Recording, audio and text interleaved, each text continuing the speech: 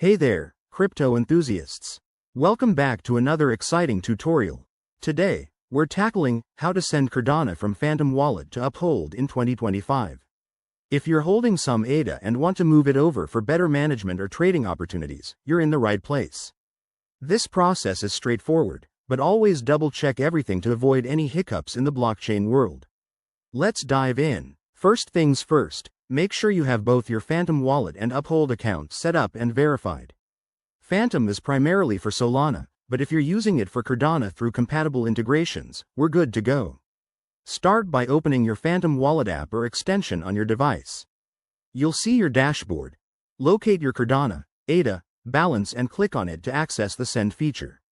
Next, grab your Uphold wallet address.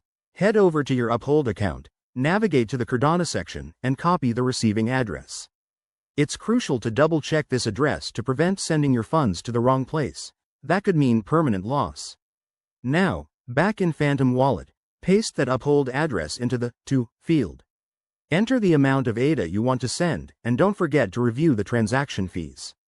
These can vary based on network congestion, so aim for a balance that keeps costs low while ensuring speed.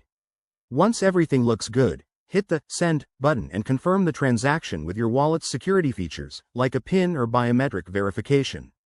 You'll get a confirmation notification once it's processed on the blockchain. It might take a few minutes to an hour, depending on the network. After that, jump back to Uphold and refresh your account. You should see your ADA arrive shortly. If it doesn't show up, check the transaction status on a blockchain explorer like Cardano Scan. And there you have it. Your Cardano is now safely in Uphold.